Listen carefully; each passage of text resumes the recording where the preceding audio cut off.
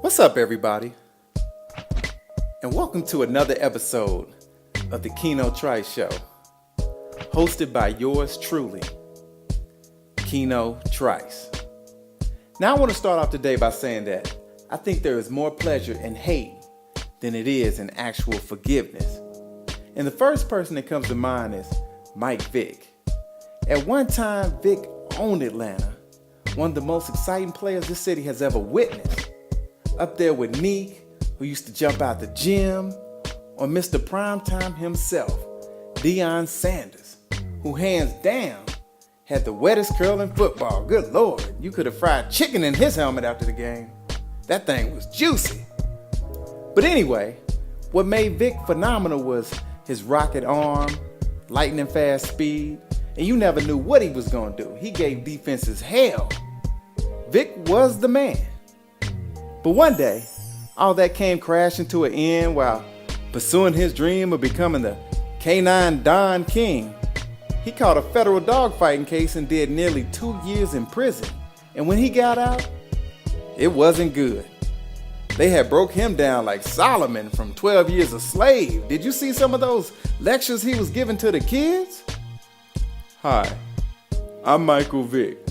If you have a dog, a cat, or a horse, you should always be nice to them and give them lots of love.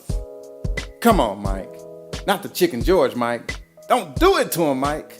But let's analyze something here. If we care so much about animals, why is Duck Dynasty the #1 TV show? A family who's making millions off duck calls? And these calls aren't made to see how the ducks are doing. It's more like, hey, Mr. Duck, why don't you fly on by so I can kill you? But I get it. Any animal but a dog. The dog is the new human. Got it. So it's 7 years later, and Mike Vick has just signed a new deal with the New York Jets. The ink has not even dried on the paper yet, and there's already protests to bar him from showing up to practice. Really? Here's a thought. Wouldn't it make more sense to protest someone who is currently mistreating animals and not someone who used to do it almost a decade ago? Makes sense to me. What you should be focused on is how this is actually a great story of redemption and turning your life around, because after all, that's what you wanted in the first place, right? For him to be a productive citizen. He did his time, he paid his debts, he pays taxes, he gives back, he's a father to his kids, he married his baby mama, and most importantly, he stays out of trouble. What more do you want from this man? Did you see that O-line in Philly? Absolutely atrocious. This man has been punished enough. So why don't you leave Ron Mexico alone?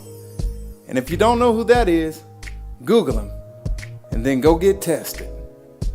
But to my protesters out there, there's a video circulating on the internet of a white lady tossing puppies in the river like a young Eli Manning straight out of Ole Miss.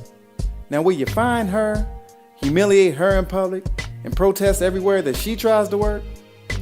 Probably not, because she's not a black quarterback. Hell, she's not a quarterback at all. She didn't even go through her progressions before making those throws. Oops, is that too soon? Oh well. My message to Mr. Vick: if you're thinking about getting another dog, don't. Get you a stuffed animal. The feds are watching. Oh well. My name's Keno Trice. And until next time, peace.